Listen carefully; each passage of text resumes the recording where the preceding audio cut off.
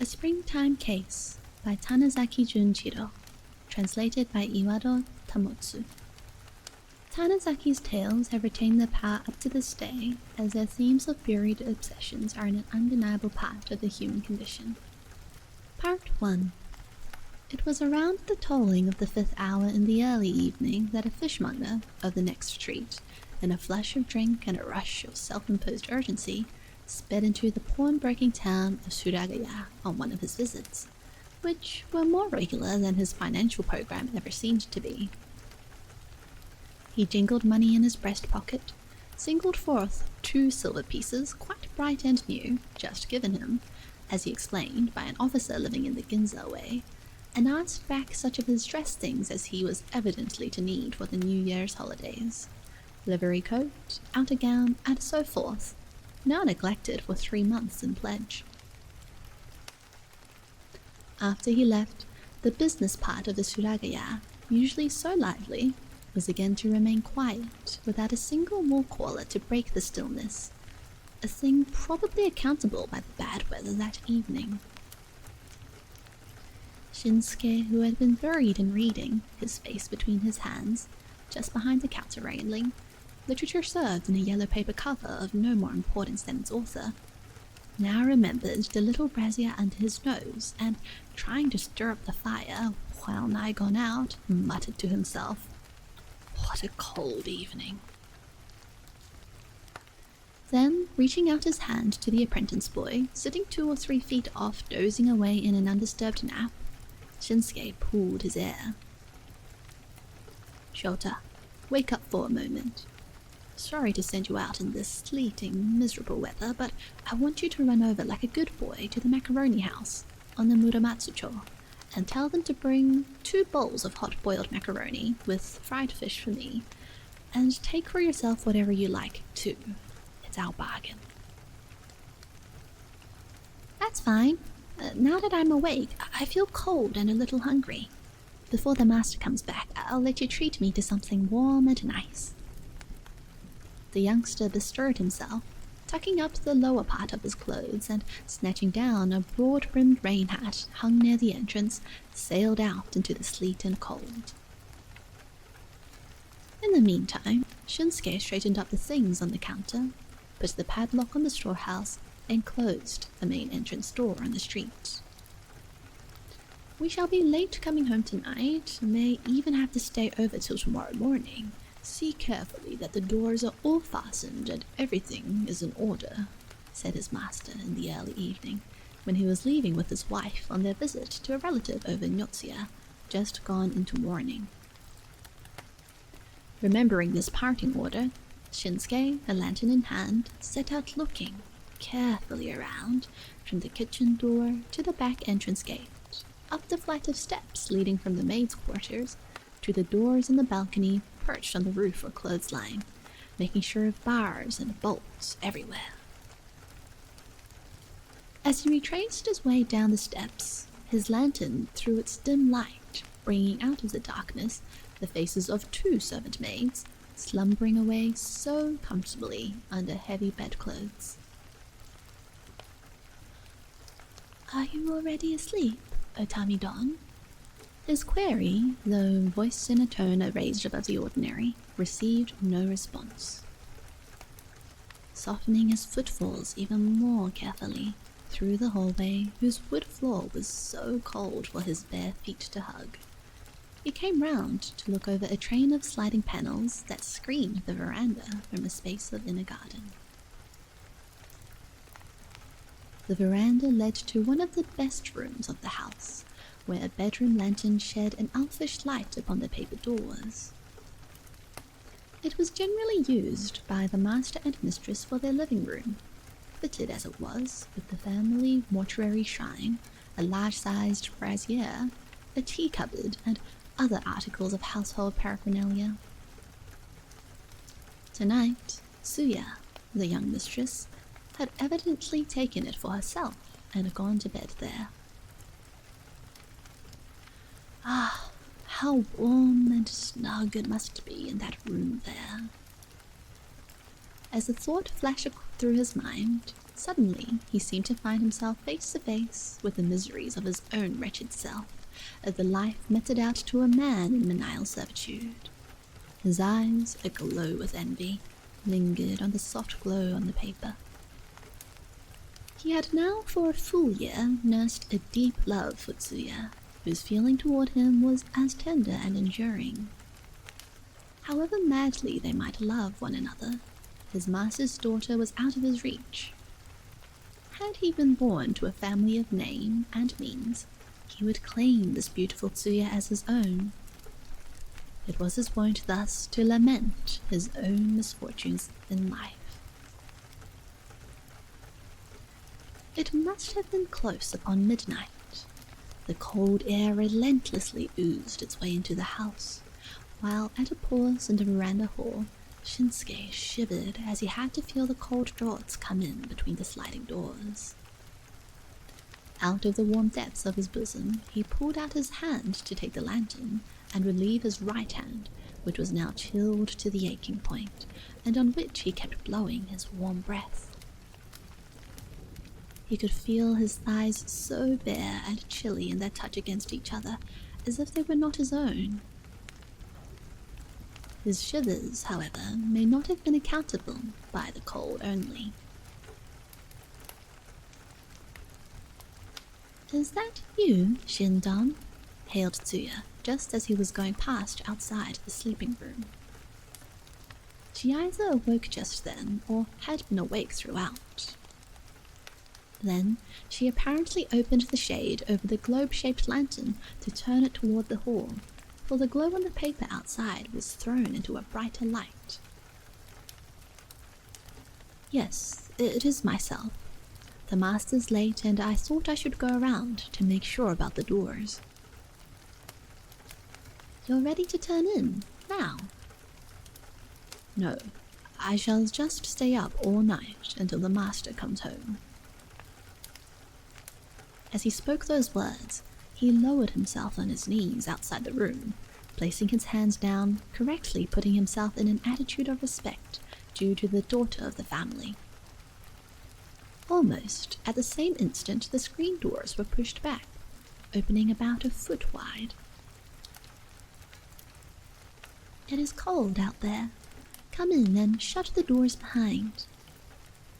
Combing back her stray hair, she sat up amidst the silk quilts, her long-lashed eyes fixed in open adoration on the face of the man which, even in a subdued light, appeared so white and handsome. "They have all gone to bed, I suppose?" "No, young mistress. I expect Shota back from his errand every second. As soon as he comes, he shall be sent to bed, and until then—" "Oh, patience and more patience until I shall have no more. When we have got tonight such a chance as we can ever hope for. Now, listen, Shindan, I hope you, after all this time, are ready tonight with your mind made up?" Tsuya, covered only by her underrobe of bright red dappled crepe, which clung close to the lines of her form, sat unmindful of her white feet peeking out, in their dainty arrangement, from under the quilts, as she put her hands together as in the manner of prayer offering.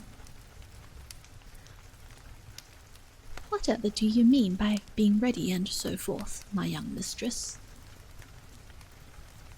Overcome by the force of the beauty before him, a force that seemed to sweep away his soul, the man lifted his eyes in a stare almost too frank and childlike for his 20 years, and waited for the very answer he was afraid to give to himself. "Run away with me to Fukagawa tonight. That's all I'm going to say. See how I pray you."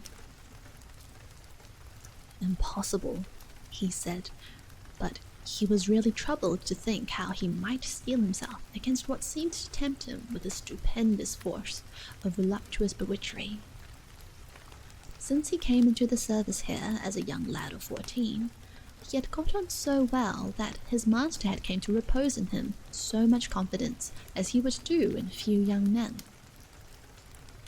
A year or two more of patience and good work, and his master would set him up in business, and if he could not have the happiness of marrying the lovely Tsuya, he would be on his way to whatever fortune and name he might desire.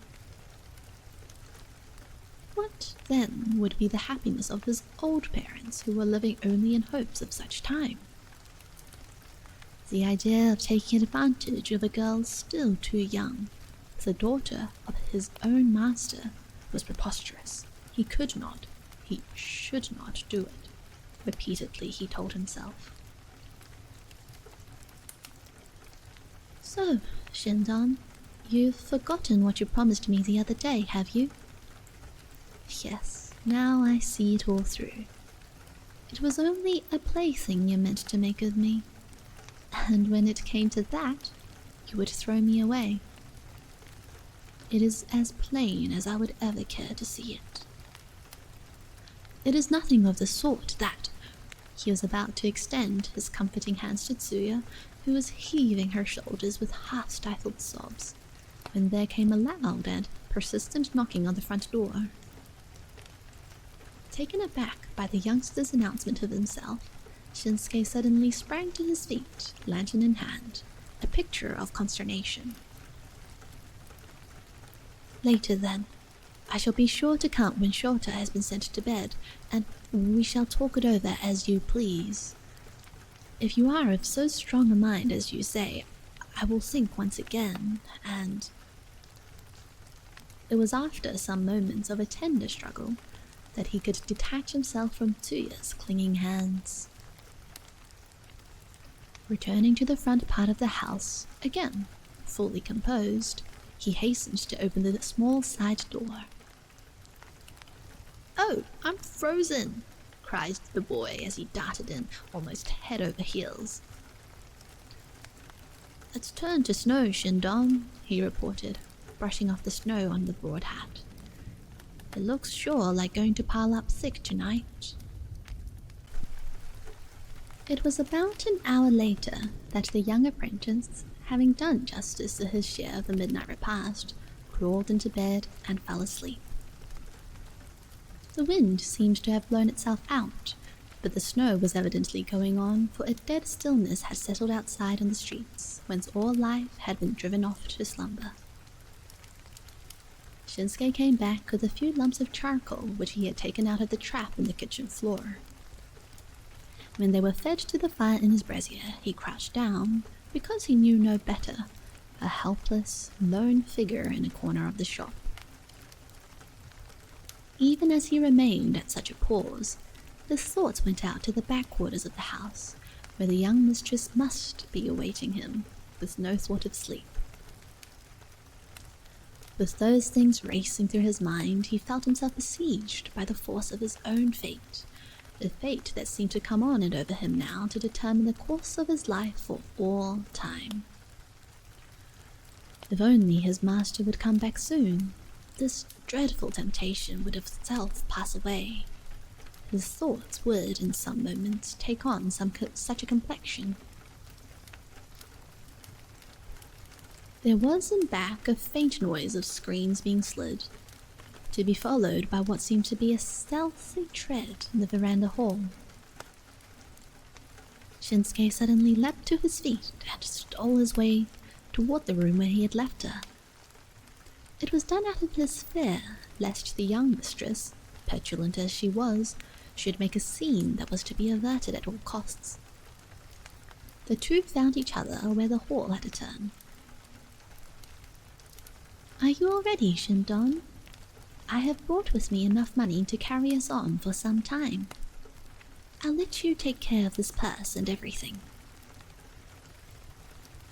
Tsuya pulled her hands back into her sleeves and, bulging out the black satin trimmings across her breast, took out of the depths of her bosom a purse of yellow cloth, which was almost thrust into his hands. Its weight could not be of less than 10 large gold pieces. "To take not only you away, but even my master's money? God's vengeance would be heavy." His protest, however, went no farther, for he was easily to succumb to her wishes. but it seems to be snowing, unfortunately. I shouldn't mind, but you would be frozen to death if you were to walk all the way out to Fukagawa in this terrible weather. So I say, Tsu-chan, why not some other time as well? And a chance there sure will be yet. In speaking of Fukagawa, they had in mind the home of a certain boatman living in that part of Fukagawa which is called Takabashi. Seiji, the boatman in case, had been patronized by the Suragaya family for 10 long years. What with clam-gathering picnics to the sandbars around the forts of Shinagawa, and the customary parties at the river festivity of Ryogoku, he had made himself familiar with Tsuya and Shinsuke. In addition to the calls he was accustomed to make at the time of the Bon holidays and just before the New Year, he would occasionally pay his respects to the Suragaya. It was his wont, as much as his privilege, to seat himself on such occasions in a corner of the kitchen over a treat of drinks, and plunge into an open admiration of the beautiful daughter of the house. Talk of a picture of prettiness, I've seen nothing to beat our young lady here, he would glibly start off. I don't care what people say. I say there isn't anybody in this big town to match with this beautiful thing here. Asking for pardon for me saying this. If she were a geisha girl, I would never stay behind such as I am, yet not without a stretch of time ahead of me to be as old as 50. As he would harp away in his droll fashion, he would sometimes even allow himself so much liberty as to lay his hold on Tsuya's sleeve, saying, "Be good, O Tsu-chan, and grant me the wish of my life. Bless me with a cupful from your own hands, not for a long time. Just one cupful and never more than that." And the folk would laugh at what they looked on as a good-natured mimicry of one who might make bold to advance on her attention. A man trading on river traffic, running queries to carry fares going up to and coming from Yanagashibashi, Fukagawa, Sanya, Yoshiwara, the gay quarters clustered along and about the only watercourse of the town, and living mostly within the pale of a world where wine flowed and folks feared not to talk of sins, the boathouse master Seiji was a man of enough understanding, and he may well have sensed, for some time now, the love that had been secretly growing between the young lady of the family and the young man. However, he breathed never a word about it in any way if he did know, strangely enough of the man who enjoyed so much to talk. The first time that he ever came out with his knowledge of the affair was about a month ago, when he paid one of his casual visits, after what he said had been a trip to Yanagibashi, and gave airing to what had lain in the back of his head. For that day, the family had planned a theatre party from which Tsuya excused herself under a faint pretext of illness, for a chance to be alone in the company of Shinsuke was too precious. Not to disappoint the whole family on her sole account, her parents took their 2 maids instead, and went out to the theatre in the early morning. The shop had been left in charge of the little Shota alone, while Shinsuke had been spending most of his time at the bedside of Tsuya, charged with what was termed as nursing the ill young lady. It was just at one of such times that the boatman Seiji tripped in, his face florid and jolly as usual from drinking. He hemmed, smirked, and went straight in to slap the young man on the shoulder. "Shindon, I wish you all the luck and pleasure. You thought I knew nothing about this, didn't you? It's a long time, believe me, since I smelt a rat. People are blind, but mighty hard to pull the wool over my eyes. Not that I mean to speak to our master about it, so you might as well own up to it now. And why couldn't I be of some help to you sometime?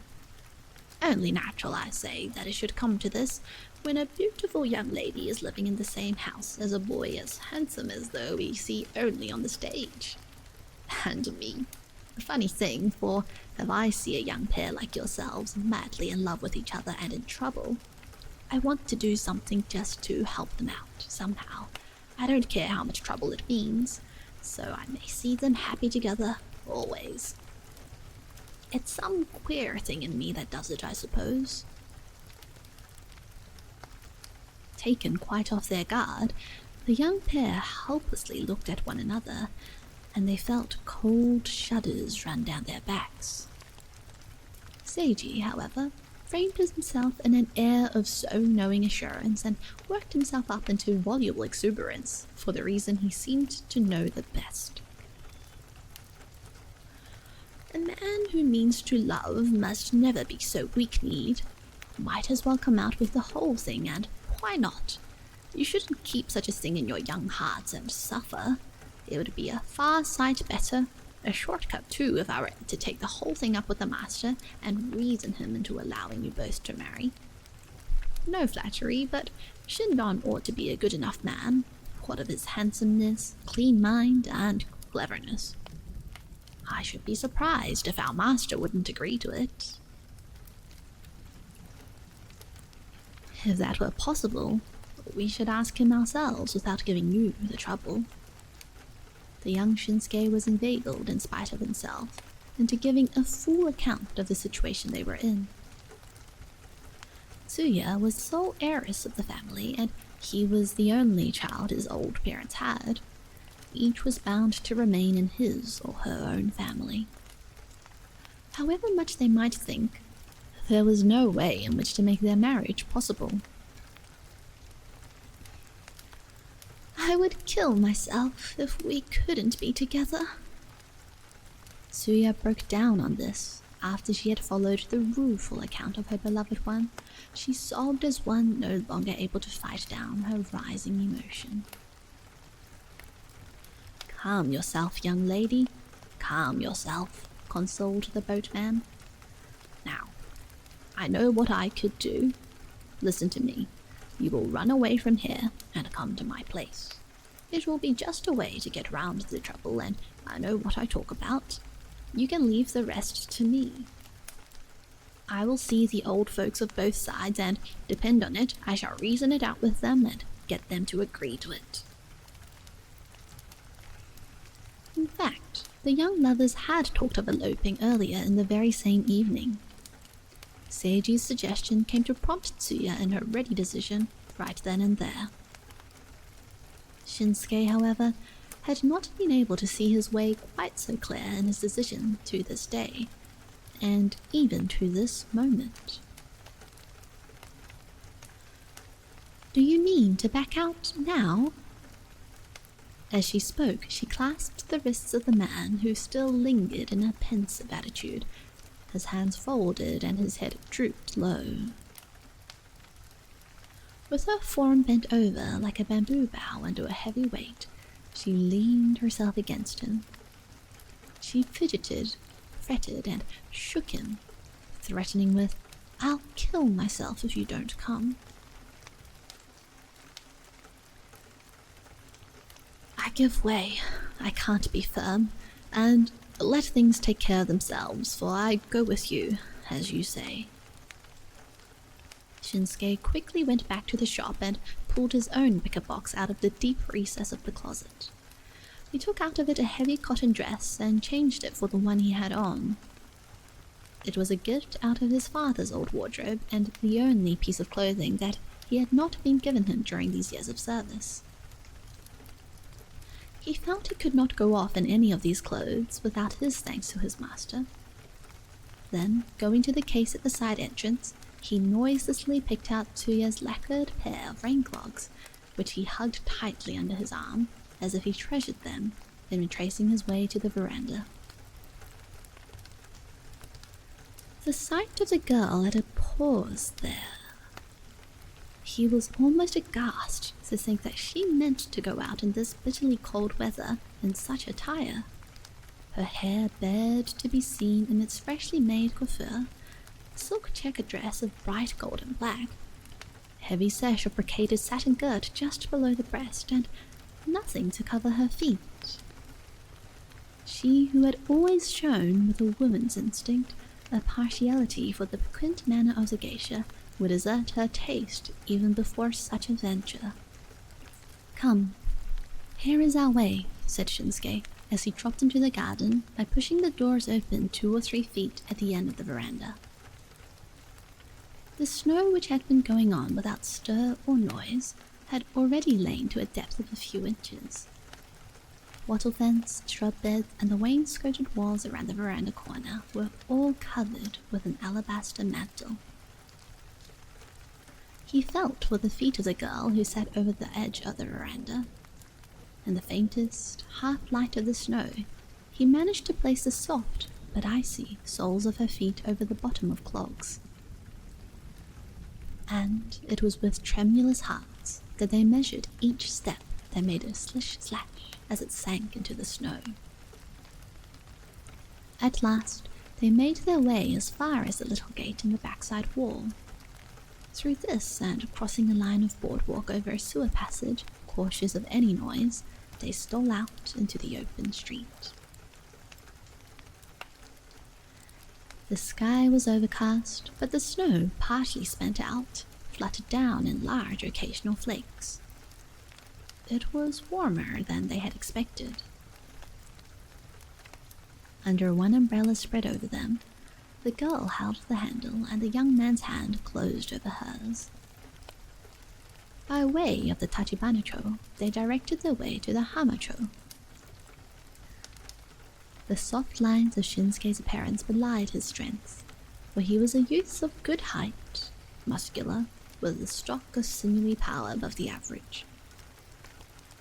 As he felt his nerves gripped by surging emotions, he would oft tighten his clasping hand with such a compulsive force that Tsuya felt as if her right hand, so small and frail and now chilled to freezing point, were about to be crushed out, and she would as oft give a little cry of pain. "Nothing the matter with you, I hope, Shindon?" she would ask at such times with concern in her voice, lifting her searching eyes into his. And her long slit eyes glistened even in the dark with a glow, as of a strong mind. When they had crossed the new great bridge, there came 8 strokes of midnight. The clanging note of the bell, floating out and far in its resonant roar, seemed to summon to its wild shriek the soul of the water, now swelled to its full-on flow of sea tide, with its bosom bared to the falling snow, moved on with a chill and stillness of death. Tsuya, who had remained sparing of words till now, broke the silence. "That bell is so fascinating. It's so much like what we see on the stage." "Well, your nerves are stronger than mine," Shinsuke retorted, showing a grin that was mirthless and even bitter. They returned to silence after this, and remained so until they reached the boatman's house, perched on the side of the Onagigawa stream. Part 2. To settle the thing right and proper, you shouldn't be too hasty, you know. 10 days or so of patience. In the meantime, you had better stay away from people as much as possible. Our rooms upstairs shall be at your disposal. Just keep your happy selves in there, and I wish you all pleasure." So said Seiji as he received the young pair. His wife and all the menial hands were properly instructed and warned.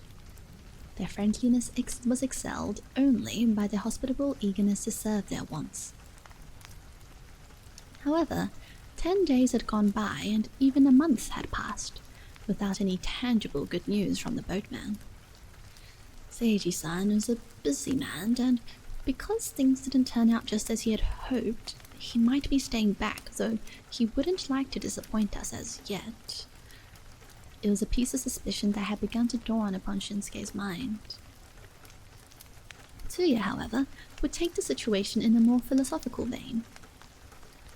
"Why worry yourself like that, dear?" she would say. "Now that we've run away together, What difference if we were never taken back by our folks? We might just as well take up a home for us two only. Why, we might be better off that way after all, and who knows, I've never felt so happy in all my life as I do now. Little care, let me tell you, if I never went home to them. Since coming to this new abode, Tsuya had completely changed. She was more buoyant, jolly, and bold. Their window looked down, almost straight below, upon a stone-built bank which rose sharp over a narrow canal running into the Sumida River. Hither would daily be brought a swarm of roofed quarries to take on parties of men and geisha who had brought with them the spirit of the gay quarters in Fukagawa and up the river.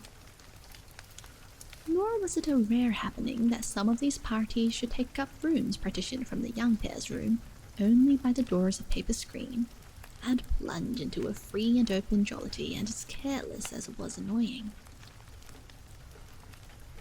It was not long before Tsuya began to pick many ways and manners from these people she saw or heard.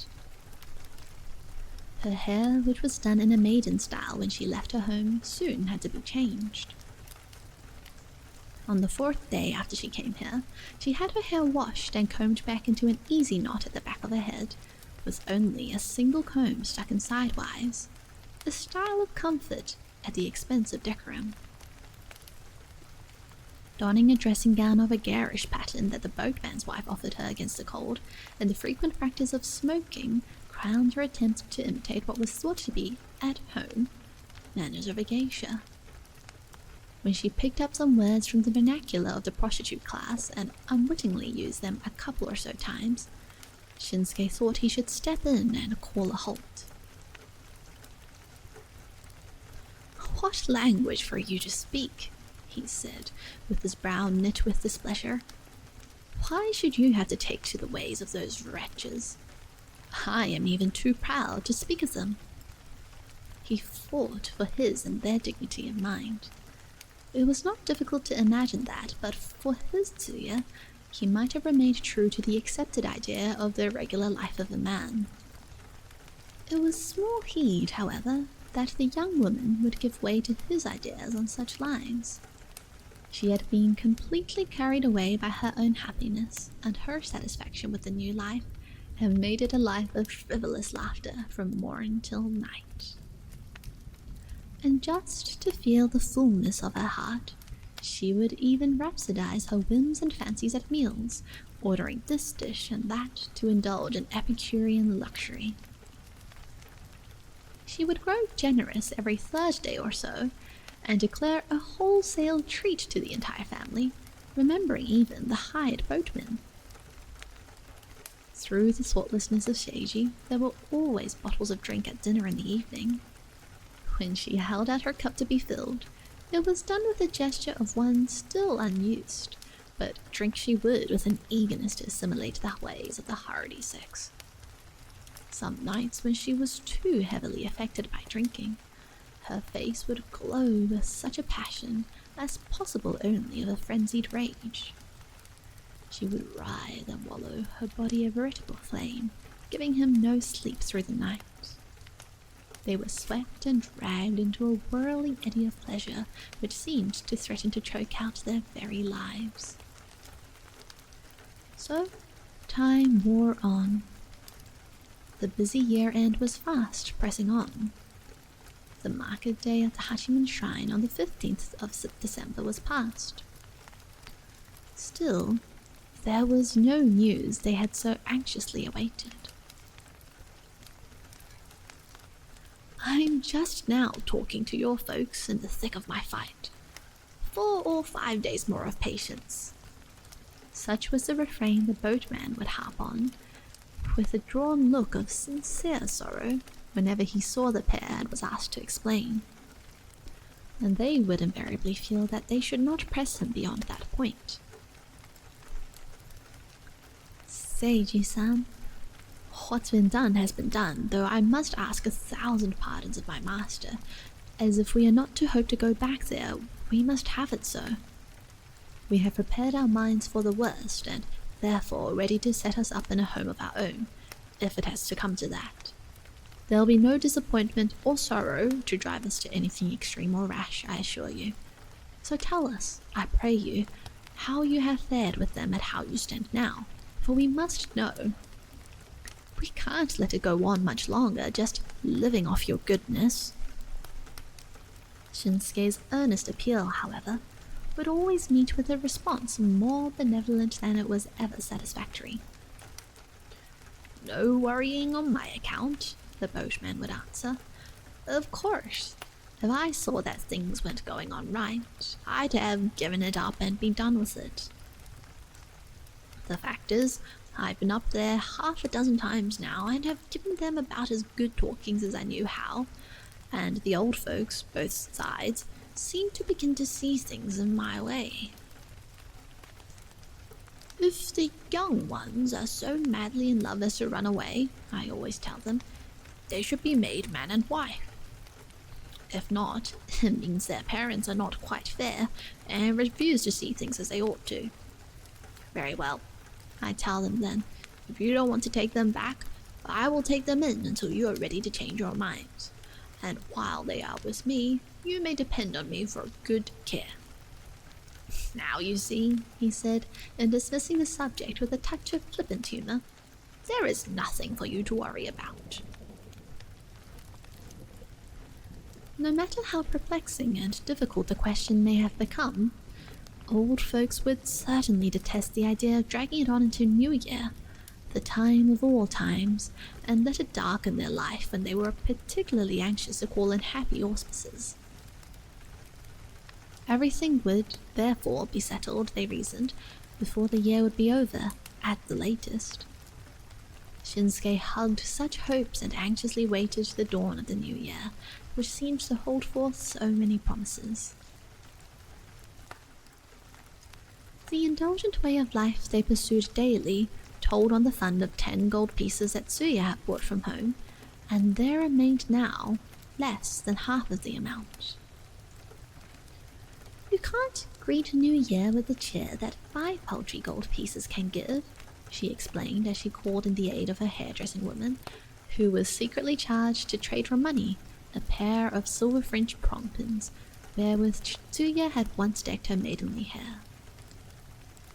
And her generosity was maintained, for on the night of the 17th, the farm fair, one of the last events of the year, she handed out a present of 3 small gold pieces to be distributed among the hired hands as her remembrance of the season. It was 3 days after this, at an early hour of the evening, Shinsuke and Tsuya were just about to sit at table when Santa, one of the hired boatmen, came clattering up the stairs. "I have brought good news for you," he told to Shinsuke.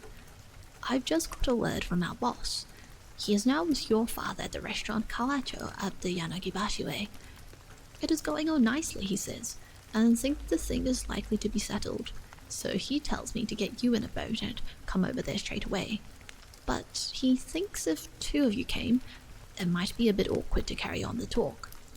Sorry for the young lady, he says, but he will ask her to stay here." "A bit of a rest up for your dear man, I say," he turned to Tsuya. "Evening off once in a blessed while won't be anybody's heartbreak." "But I fear something, somehow," Tsuya said, as a sudden change came over her look, sinking in a depressed mood. It was good news, to be true, yet who was to know but things might not take just such a turn, that her Shinsuke going should be for all time, that he might not be taken away back to his father's home. Fear seized her, and there were fears that pressed on her mind. Nor was Shinsuke in any better condition of mind. It was for this very moment that he had so longed for, to be sure, yet brought face to face with it, he felt himself helpless against a series of fears that loomed to cast grim shadows over his mind. What appeared to him the most misgiving part of it all in prospect was the idea of brazenly dragging himself before his father to ask for his grace, without having obtained the forgiveness of his master against whom he had perpetrated such wrongs, as he shuddered to think of it. insistently pressed on by Santa, who kept saying, "Hurry, as fast as we can make it." The young man but briefly fitted himself up and went down the stairs, concealing with him a leaden heart. Almost in the same moment, Tsuya was in his tracks and at his heels for what reason she knew best. Just as the two men were about to step into the boat, she caught them by their sleeves. "Santa-san," she spoke to the boatman, "no offense to you, I assure you, but I can't feel, somehow, things are just right. Take me along too, I pray you. You'll never get into trouble on my account. I'll see you don't." "What should I hear about this stuff and nonsense, young lady?" Santa, who had regardlessly sprung into the wherry, guffawed even as he began to untie the fastening rope. "You're at the tricks of a spoiled child, but you sure don't mean it. No trouble for me or anything, I tell you, but what is all this fuss for? As if somebody were going to gobble him up. Just leave it to my boss and everything will be all right. You ought to see, I know you do see, that your going there would simply mean poking a stick in the wheel, when it's going on famously too. If it has to be on that way, I could keep myself in some other room and wait while the talking goes on. So don't go without me, for goodness sake. I don't know why, but I do feel that I shouldn't let him go alone, tonight." She nimbly took a small gold piece out of her sash folds. "It's not every day that I ask you to do such a thing for me, Santa-san," Tsuya said, furtively offering the money up to the boatman's palm. "Once in a while, you might do me a good turn now." "It's only the other day you gave me a good piece. No, you're too free of giving and my boss wouldn't like it." After a moment of his unwonted indecision in such matter, he handed the preferred money back to her. To this young boatman, seemingly the most important one amongst Seiji's hired hands, Tsuya had been most generous. Of him she had been most considerate. What seemed to be his stony attitude, just when she stood so badly in need of his help, was therefore all the more wounding. "I can appreciate the way you feel about me," said Shinsuke, "but if your coming is just what Seiji-san thought wasn't the thing to do, I'd hate to do so in the face of the man who is giving himself all this trouble on our account. Perhaps a thing I should never forgive myself for afterward." His apparent attempt to soothe her perturbed mind and to console her into a new point of view was, however, scarcely more successful with her than it was with himself. For, as he paused at the water's edge in the half-light of the dusk fast closing in, his face was awash with an uncanny pallor, and his shoulders continued to tremble. "Well then, whatever trouble may come up after you have a talk there, you will be sure, won't you, to come back to me before you do anything?" "You may depend on me," replied Shinsuke, giving an emphatic nod. "Not that I fear anything like that, though. Night of all nights, with the wish of his long yearning heart about to be granted, he might well have been pleased and happy. What time he really wanted to cry from a sinking heart. Why could he not take Tsuya right here and now and run away again, he even asked himself, for he felt whereby his mind might be relieved of its weight. There had been on that day, as rarely in winter, a wind from the south since early in the day, bearing on its wings an air of stagnant warmth. Tsuya, what of the headache of which she had complained since the morning, putting cure plaster on her temples and over her emotion stifled the while tears welled to her eyes during her harangue with the boatman Santa, found herself now sunk in a weary helplessness and languor of a heart-sickness. Her tear-swelled eyes, however, were strained in a fixed gaze as she leaned against the sash of her upstairs window and followed the boat outward bent. It was still too early for the moon of the last quarter. A grim monstrosity of cloud, heaving beyond the fire tower at the new great bridge, outspreading swift and low in its menacing advance, had soon overrun across half the face of the ebony sky. The drapery of black night was lowered over the world of man. Santa's boat, light of movement, had sped on, bearing away its torch fire, which was soon lost in the depths of river mists. By the time the boat had cleared the mouth of the canal to glide out into the midstream of a great river, Shinsuke had discovered himself wrapped in the void expanse of blackness, his eyes fastened upon a tiny speck of light that his long pipe gave, with a mind dispelled of cheer. "What an unpleasant night," he muttered to himself. "It looks like bad weather tomorrow." "I'd like to see the good weather keep up till New Year at least," opined Santa. "It looks like a slim chance, though. When the wind falls off, it's going to rain any time now." He changed now from pole to oar, and the oar began to grind out a light squeak on its iron pivot, and its rhythmic beat went on, as if it teased one moment the water lapping at the boat side, only the next moment to float away on its coursing face. Then Santa added, "But I did feel pretty sorry for your young lady. I shouldn't be surprised if she was now taking to drink." The restaurant Kawacho of Yanagabashi was in those days one of the resorts of fashion. Shinsuke had been there 2 or 3 times in his master's train while he was in the service. That Santa was a familiar character here was patent. When he was hailed by waiting maids while making his way through the hallway, he hurled at them a teasing remark, quite to Shinsuke's embarrassment, saying, "I bought for you tonight, girls. A boy as handsome as any actor you love."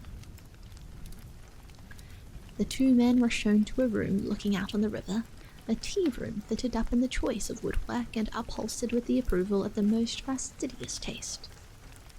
Seiji was discovered there sitting with his back against one of the alcove pillars, his face enlivened by a mellow flush of drinks.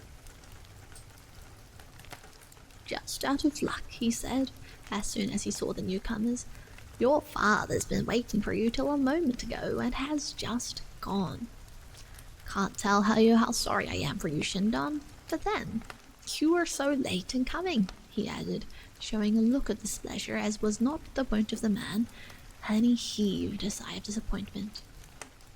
But Santa went on an explanation for the delay, and when he told how they were detained by Tsuya on the point of their departure, Seiji burst out in a hearty laugh, holding his sides, and his good humor was at once restored. As for Shinsuke, he was even grateful to feel himself relieved of the embarrassment of meeting his father, and of the danger of being dragged willy-nilly to his home. "As long as you are here, you may as well take a little time for drinks," Seiji said, inviting the young man, whereat he began to recount his meeting with Shinsuke's father. The boatman had taken this evening to a fair to a restaurant on the Dao Nijimae, Asakusa. Taking chance of this trip, he called on Shinsuke's parents at their home not far from there, and got his father to come out here, which had given him a good opportunity as he could hope for. He went over the ground again with the old man and had the things thrashed out well and proper. It would be hard to forgive the boy who had seduced his master's daughter, said the father, but if the pair should stay away in disgrace, it would mean even adding to the wrongs done to the house of Suragaya, which he would not like to see. Should the young ones kill themselves in despair, the master's family would lose its only heiress and go out of existence, even if the father were not to take his own sorrow into reckoning. When he thought of that side of the affair, he did not wish to hold out too strongly against them, though he realized that it would not be befitting that he should give his consent or say one way or another before the master of the Suragaya should have his say about it, as it probably should be. Therefore, the father would presume only as so much as to say that if the Suragaya folk meant to forgive and forget about the thing, he was ready to let his son marry into their family, even though his own family would thereby pass out, for he felt he should place the master's interest before his own. In fact, if he had not considered Seiji's good offices and ideas about the affair, the father said that he would surely, according to the boatman's account, ferret out his son if he had to go to the farthest ends of the world and tear him to pieces. "Feel for my old heart," the father was quoted to have said before he had it out in a man's cry, no longer able to check his bitter heart. Whereupon Seiji tried to appease him by making him see things from some other angle than where he was dead set. "Forgive whatever wrong your son has done, for my sake, just to save my face," Seiji's appeal followed, according to himself. "If you have brought yourself round so far in the matter, well, forgiveness is the only thing now in the way of settling, for I have practically got the Suragaya people to the point of giving theirs." When the talk had at length come to be closed over a drink of peace, Seiji said he maneuvered to make suggestion that the young man be brought over here that the father and son might be happy to see one another. It would give the old man a chance to give his boy a talk, so he should do no more misconduct.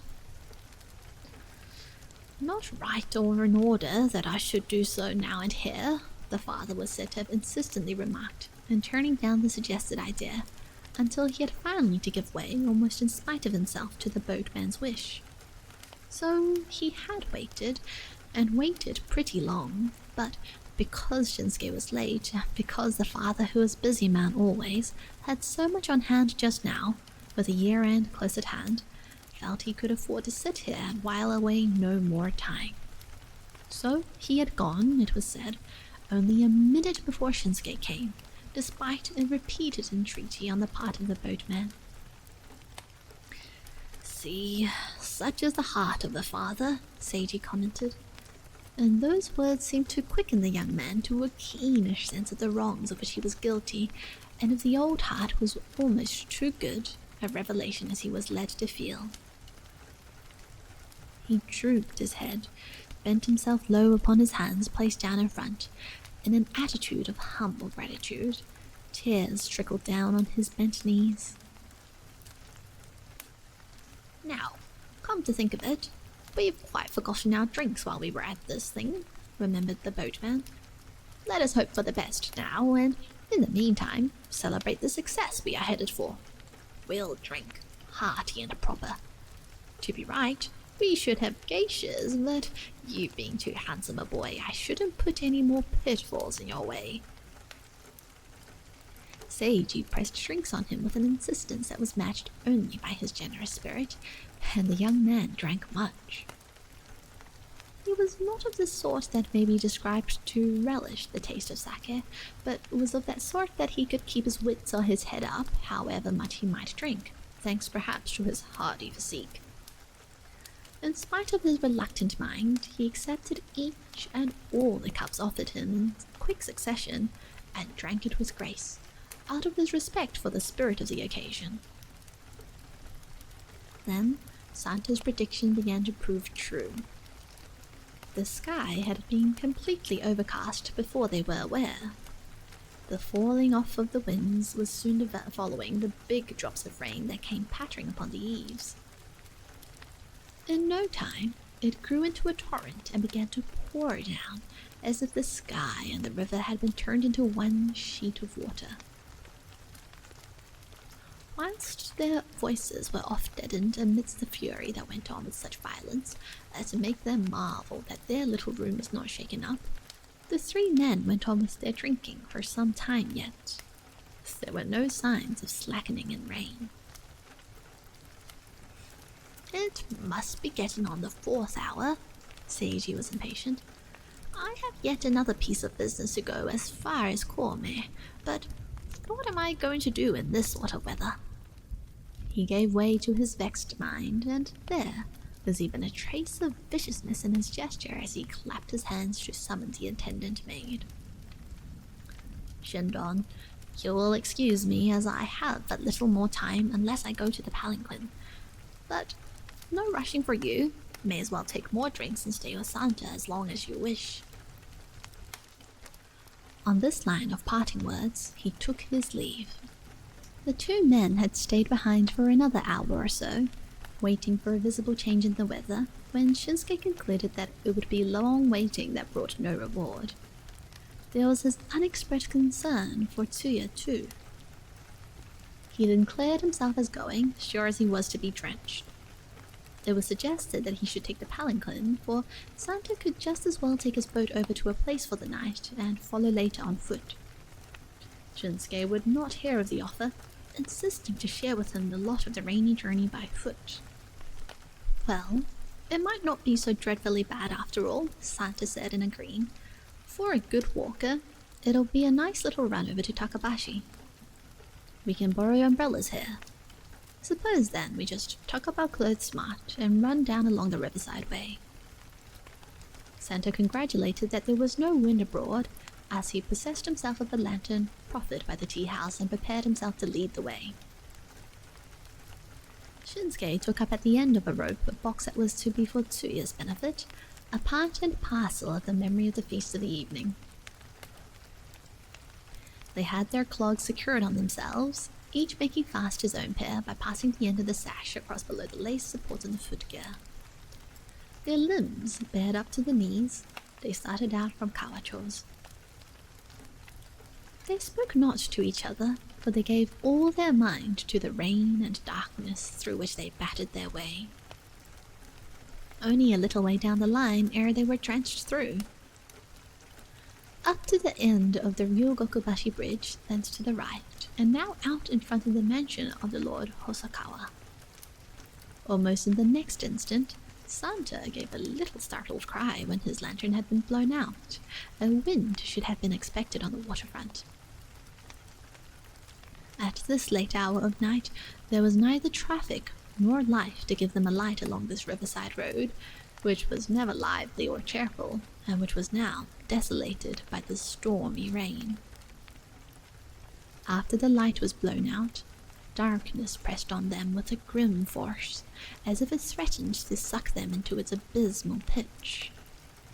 And was it a trick of their own minds that even the rain now appeared to beat upon their ears with a greater intensity of jarring note? I am sailing all right in the dark, but you should look out for yourself, Shindon. Santa was howling the warning. You have drunk rather heavy tonight, don't you know? And heavy had he drunk, it was true, as much as 3 pints, as he could make out. His host and Santa, out of their apparent concern for his condition, repeatedly asked him, saying, "Are you all right yet?" However, he found himself in no worse a condition than at a first slush. His feet hugged the earth firm and steady at each step. It was rather his companion, he thought, that needed care.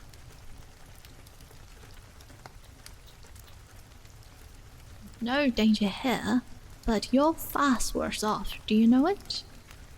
He was straining his voice to shout back his answer, and it was probably deadened by the noise of the ruffled stream, for Santa gave no response. There intervened a few moments of silence. They had covered about 5 or 6 yards in silence when, all of a sudden, a crisp voice snapped right under his nose in an unexpected taunt. "No more words out of your foul mouth, you drunken fool!" Shinsuke was scarcely given the time to reason out the challenge, which was not to be imagined as coming from Santa, for almost as instantly, the cold point of the blade slashed into his shoulder. A quick twist of the body had saved him from anything serious, he felt, but a sudden paralysis ran over the right half of his neck and upward, a deadened feeling as ripped by sharp nails, and half of his face was so deadened in the same side as if it had been snapped off. "Who's this? Speak!" shouted Shinsuke as he strove to steady his tottering feet for a quick run. "Drunken slob that you can't know my voice," retorted the other. "For my boss, I must have your head, and I've brought you here to get it." The assailant leapt forth to pursue and pounce upon his victim, guided by his voice. Shinsuke pushed his back against the plastered wall on a house premise, and whirled round the handle of his umbrella in frantic defense. Twice or so he trounced off the other, who, however quickly, managed to close in and drive a thrust into his flesh, somewhere in the lower part of his body. Having pinned him fast by grasping him by the bosom, the man came on cutting him up, and his blows, though not well aimed, were nonetheless furious. After that, neither one of them knew how it fared. They groaned and roared like two beasts pitted against each other, and filthy invectives were hurled back and forth as their deadly struggle went on in dirt and water. Shinsuke brought his whole weight to bear upon his two hands as he wrenched the opponent's right hand to force the weapon out of his clutch. They again clenched and again parted, only to close in yet once again in desperate fury and all that it detailed, the while Shinsuke began to feel within him such a stock of prowess as he had never imagined himself capable of. Santa, who was in a worse condition from drinks, began at length to lose his ground before the stronger power of sinew, until his sword was at last wrested out of his hand. Undaunted still, he hurled himself against Shinsuke. As quickly almost, he threw Santa down, rode astride his body, and drove the blade through the scalp, sawed and grated therewith against the bone, even as the rat gnawed at its bone. The man was dead, quickly. Then Shinsuke could understand neither wherefore he had killed nor whereby he had been driven to all this atrocity. He had been goaded into a desperate decision that there was to be no escape save by killing the man, and kill him he did, as in a half-dream that was about as far as he could make it for himself. Apart from the shock to his nerves, he still felt in himself, despite several wounds suffered, the presence of so much animal force that he marveled how easy a work it was to kill a man. What claimed his attention next was the question whether he should run away or surrender himself to the law. In any event, it would not be too late, he concluded, if he went first to see his Tsuya before he made up his mind one way or the other. The sight of the body of the man who had been capable of laughter, anger, and fight till a moment ago, now but a lump of flesh, lying there like a log, so suddenly speechless as almost to appear ludicrous. He felt about the body with his toes, and his sensation of dread was not unmingled with a sense of amused mockery. Somehow he seemed to see what was called as human, the imagery of a mechanism contrived with extreme ingenuity, and with a sense of humour. To prevent the discovery of any clues for the time being, he threw the corpse and the weapon into the river. In the rain that kept up with unabated vigour, he started off at a run for the boatman's home in Takabashi. "From our boss, I must have your head." These words of Santa were recalled. It was easy to see now that Seiji was anything but what he had believed him to be, and that his place must be nothing but a den of blackguards working behind the mask of the boatman. It was easy to see that Seiji had the attempt made upon his life, because he wished to work his own game with Tsuya.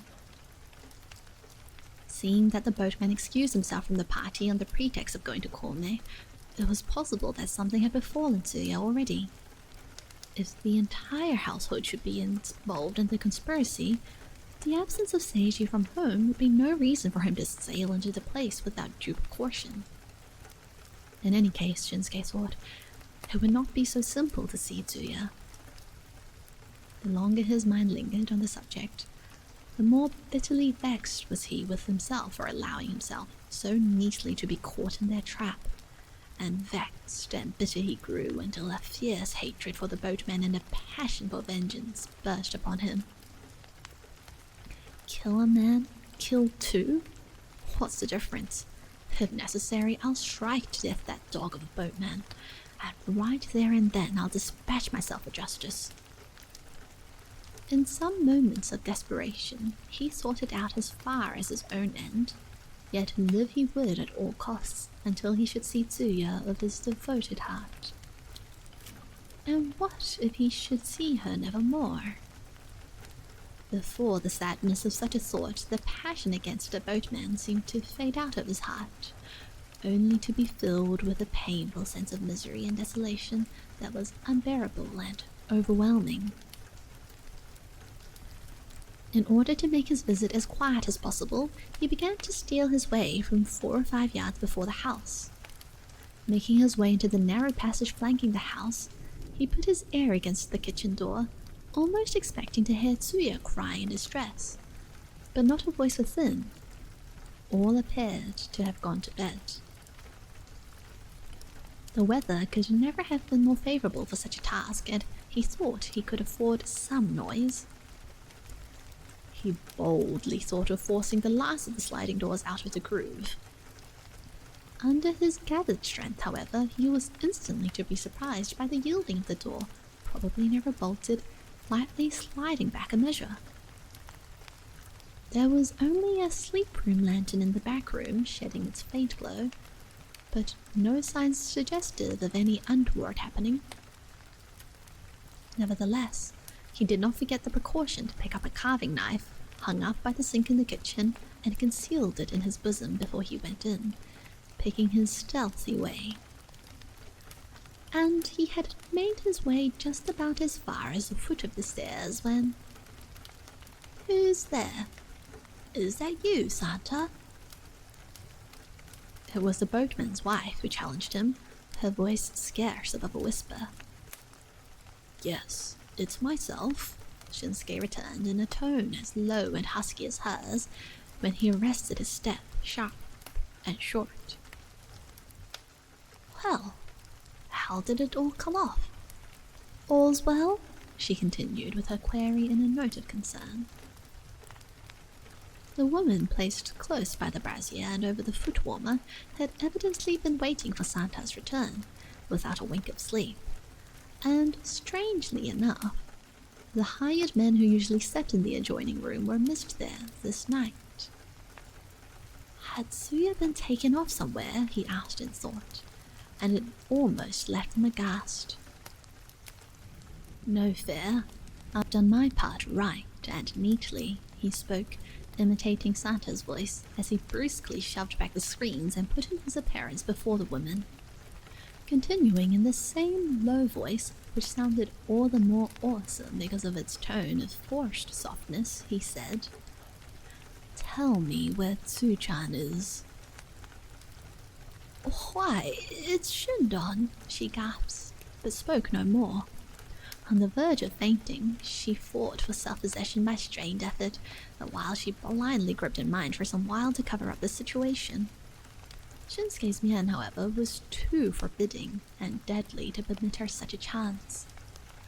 Nor did he realize it until now he discovered himself in the light of the lantern. Not only his clothes ripped into shreds, but his own body were blotched several spots with mud, rain, and blood, a ghastly sight unfit for any earthly being.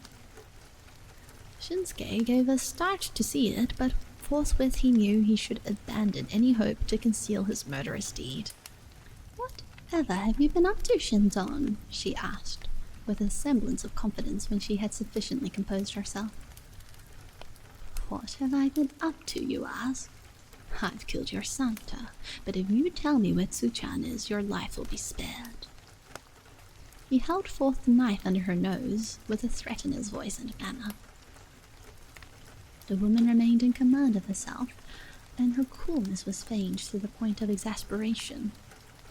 "She's no doubt upstairs," she said, and having lighted her long pipe, calmly puffed at it. Her chin stuck out at an angle at once indifferent and aggressive. She had once served her term in a house in the Yoshiwara, when Seiji took her to himself upon the death of his first wife. Although somewhat overly largely made, she was of white complexion, extremely attractive of figure, a woman in the early afternoon of her life, about 32 or 3. Like a woman of strong will and nerves even to match a man's, that she had always vauntedly claimed herself to be, she was capable of facing the situation without flinching, maintaining complete mastery over herself. It was also presumable that the woman who had always looked down on him as a lily-bud of a man had accepted the profession of his killing as little more than an attempt to scare her out of her wits, and for the very reason made her best to present an unflinching front. Search had to be made upstairs in any case, he considered, and he set about to bind her hand and foot to prevent her escape in the meantime. "What's this impudence from you, green clown?" She bolted upright and rushed on to bring down the thing to which she had accredited so little of manhood. But with a blow dealt on her spine with such magnificent force that nearly knocked her senseless, she rolled off in a heap to the mercy of the man. The killing of one man had turned him into an adept at the trick of adroitly bending, twisting, squeezing, knee-pressing the human body. It was with little ado that Shinsuke bound the woman hand and foot and gagged her. With the aid of a lantern, he made his way upstairs. Rooms, closets, behind the screens, and no stone was left unturned. But Tsuya was not to be found. He had expected as much. Nevertheless, when he brought face to face with the situation, which left him no longer in doubt as to her kidnapping, he felt himself as helpless as a child, forlorn and astray, the pitiful prey to the dark thoughts that assailed his mind. With his face framed in a pathetic half-cry, he was down the stairs in the manner of a crazed man. Even hoping against hope, he went through all the rooms downstairs, looked all over the place, under the verandas too, but Tsuya was nowhere to be found. "Come, own up where you've hidden her or your life is lost," he said when she was relieved of the gag, and as he demanded, he tapped on her cheek with the flat of the carving blade to awaken her to a keener sense of what was in store for her. The woman had remained in unperturbed silence, with her eyes closed. It was some moments ere she partly opened her eyes at him, narrowing them into a gleam of hatred, and said, "I'm the sort too good to be monkeyed by, like a snivelling jackass like you that's yet wet behind the ears. You sang of killing. Well, nobody stops you." Her eyes were again closed. She stirred not, firm as stone. It occurred to him suddenly that he had overlooked in his search the quarters given for the servant maids, and that it would be more fruitful to intimidate the maid than this hard-hearted wench. He flew over there, and strangely enough, again, he found there was not one of the three maids who were wont to sleep there. There was little doubt that the hired members had been sent out ostensibly on errands to be kept out of the way of conspiracy. Shinsuke then came back where the woman was, and, for his own reason, unbound her at once. Throwing himself down before her, his head low to the floor, he put his hands together in the gesture of supplication, even in the manner and humbleness of a roadside beggar. "Forgive me, I pray," he was fervent. "I repent. What I have done to you, I repent. I pray you, see how I pray you. For mercy's sake, don't be angry with me any more. Have pity, have a heart. Just tell me where my Tsuya is. That's all I ask. I pray you." "Well, you ought to know. You've been through the place. Why ask me? That's none of my business." "Why this pretending now? What's the use? It doesn't take much wits to see that you are all in one on this frame-up to take my girl somewhere. Now, don't you see how honest and fair I've been trying to be with you? Didn't I tell you the first thing I came that I was here after killing Santa? Not that I want to find Tsuya and work any funny idea with her, nor that I want to catch your husband and square my account with him for what he's done against me. I'm asking you again this because I want to. I must see my Tsuya just once again while I live, to say a goodbye to her, for tomorrow I'm going to give myself up to the magistrate. Now, just think of this, will you? If I have something against you people, you can't certainly charge any wrong against me. And when this man is asking you the last wish of his life, how can you not do it? Do this for me. and I will give you a man's word that I will never tell anything to drag you or your husband into trouble, no matter what torture I may have to suffer in court. Now, listen, Shindon. I've listened to how you babbled this about our frame-up and that about dragging us into trouble and all that stuff you just seem to know all yourself. Well, show me proof of what you talk about, I ask you. It's perhaps that you drove yourself out of your head when you killed the man. Whatever Santa may have done is none of my man's business. You may go on and give yourself up to the officer, or square your account with the boss, or do anything you like about it, for aught I care. If you are so clean and innocent as you make yourself out to be, why won't you tell me where she is? And where is Seiji-san gone, anyhow? The woman had visibly grown emboldened. It was in the attitude of defiant insolence that she faced him, her hands thrust into her bosom. Her voice was charged with icy mockery as she said, "Where's my husband, you ask? He goes out every night nowadays. You can't expect me to keep track of him. As for Tsu-chan, she said she was going as far as Hirokoji to a show, when she went out in the early evening, taking the maids along. But seeing that she's so late, there has happened something wrong, I presume." Even the while he listened to this piece of insolence from the woman, Shinsuke's mind again took a terrible turn. "Bitch, what shall I give you for this?" he cursed her in thought. If there was to be no positive chance to wring out of the truth, the whereabouts of Tsuya, he should not be hasty to surrender himself to justice, but stay back a month, or even half a year, until he should find her. And troubled he was to think whether he could hope for his case to remain buried until such time. One thing looked certain before all else, that this woman would be the one to turn in secret information against him. Such a train of thoughts unrolled before his mind, the while Shinsuke stood there at a pause, uncertain, his eyes fixed upon the half-turned face of the woman who sat below him with one knee pulled up, carelessly puffing away at her pipe, like one brazening it out with a supreme air of self-assurance. And is she not the wife of that man Seiji?